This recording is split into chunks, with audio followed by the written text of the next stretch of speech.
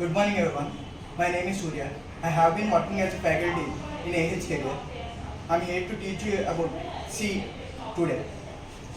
So, initially C language. C language గురించి తెలుసుకునే ముందు అసలు వాట్ ఈజ్ అ ప్రోగ్రామ్ అని తెలుసుకుని ఉండాలి. బేసికల్లీ నార్మల్గా వాట్ ఈజ్ అ ప్రోగ్రామ్ అంటే ఏం చెప్తారంటే program is a set of instructions to perform a particular task అని చెప్తారు. ఇంకా సింపుల్గా చెప్పాలంటే ఇప్పుడు ఎడిషన్ ఆఫ్ 2 నెంబర్స్ ఉన్నాయి. ఎడిషన్ ఆఫ్ 2 నెంబర్స్లో ఇనీషియల్గా అంటే ప్రోగ్రామ్ లాంగ్వేజ్లో కాకుండా బయట మీరు తీసుకుంటే ఏం చేస్తారంటే ఇనీషియల్ ఒక నెంబర్ తీసుకుంటారు, రెండు ఇంకొక నెంబర్ తీసుకుంటారు, రెండు యాడ్ చేసిన తర్వాత వచ్చి మన రిజల్ట్. ఇదేంటి ఫస్ట్ ఒక నెంబర్ తీసుకోవడం, సెకండ్ ఇంకొక నెంబర్ తీసుకోవడం, క్యాలిక్యులేట్ చేయడం అని సెట్ ఆఫ్ స్టెప్స్. ఈ సెట్ ఆఫ్ స్టెప్స్నే ప్రోగ్రామింగ్ లాంగ్వేజ్లో set of instructions that is used to perform a particular task అంటే ఎడిషన్ అన్నట్టు. దాన్ని ప్రోగ్రామ్ అంటాం మనం.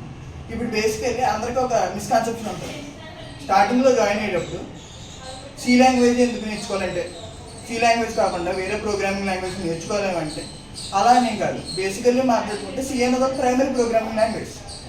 సార్ సి నేర్చుకోకుండా నేను ఇప్పుడు ఏ పైథాన్, జావా ఇలాంటి ట్రైనింగ్ సబ్జెక్ట్స్ నేర్చుకోలేము సార్ అంటే వితౌట్ ఎనీ బేసిక్ నాలెడ్జ్ మనం ఏం చెప్పొచ్చు అంటే నేర్చుకోవచ్చండి. దానివల్ల ఎలాంటి ఫాల్ట్ ఏం లేదు. కానీ మెయిన్ ఇష్యూ ఏమొస్తుందంటే ఫర్ సపోజ్ మిమ్మల్ని ఒక కాంపిటేటివ్ ఎగ్జామ్లో కూర్చోబెట్టారు.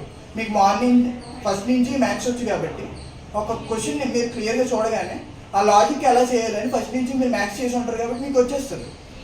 ఆ లాజిక్ దేనివల్ల డెవలప్ అవుతుంది? మీరు ఇనిషియల్ స్టేజ్ నుంచి మ్యాథ్స్ ప్రిపేర్ అవ్వడం వచ్చు కాబట్టి ఆ లాజిక్ డెవలప్మెంట్ అనేది సి వల్ల వస్తుంది. That is only difference. అంతేగాని సి నేర్చుకోకుండా వేరే లాంగ్వేజ్, వేరే ప్రోగ్రామింగ్ లాంగ్వేజ్ అవ్వదాని పాయింట్ అయితే లేదు. ఖచ్చితంగా వస్తుంది, కాకపోతే it may be little difficult. That is the only issue. So what is C, ఇంకా సి ఎవరు కనిపెట్టారు, ఫర్దర్ అన్నీ కూడా నెక్స్ట్ క్లాస్లో చూసుకుందాం. Thank you.